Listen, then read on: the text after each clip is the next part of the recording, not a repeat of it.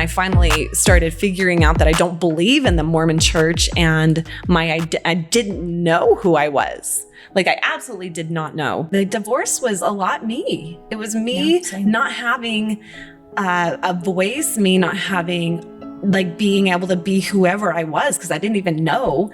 And so when I finally, like, okay, this isn't true, so that means that my identity that I've created with it isn't real either. And it really created like this trauma response. I really acted out in, I need to figure this shit out, and I am unwilling to go back to playing a role, playing a part, you know? It feels so fucking good to do things with my own intuition and, you know, and figure that out, because I don't want people to tell me what to think anymore.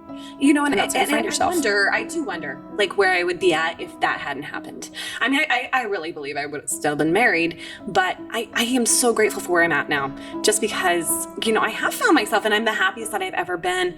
And you know, it's really sad that had to happen. But, you know, we got married so young. We got married when we were 22, had babies by 25, you know, 4 kids. Like, I've talked about how I've had a fucking hard time being a mom, and that being my role, because I've been a very motivated person. I love to work. I do love to work. You went through a lot of steps with therapists and stuff.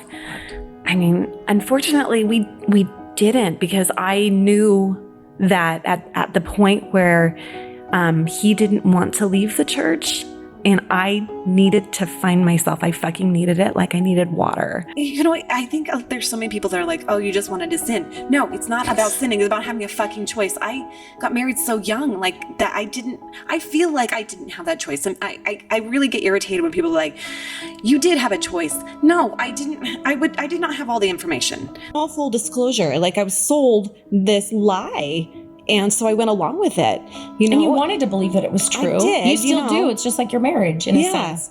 And but when it's gone, it's gone. Yeah. So when all of that falls apart, no, like, it's not informed consent.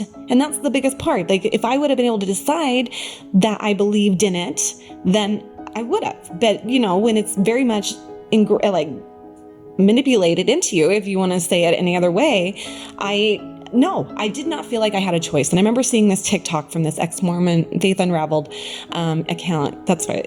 And it was very much like, you know, don't come at us with, why are you so angry? If you are a married Mormon, you typically got married really young. If you're a woman, you most likely didn't get a career. And then later on, like, you're there and you decide that you're out, and then you're stuck. And I just remember bawling after watching this, and I'm like, she just put to words like what I feel. You know, I'm very much stuck in this, and I couldn't get my head out of that. And it was very much like, that TikTok was very much an instigator of like, okay, I think that I might be done, you know? And it just sucks because, you know, we didn't go through a lot of that therapy, because I knew that I was done. I knew that if he was going to choose that path, I couldn't. It felt like he was choosing the abuser, and it's not fair. I don't know if it's fair to say that. It doesn't matter if it's fair. That's how I felt. He was choosing my abuser over me.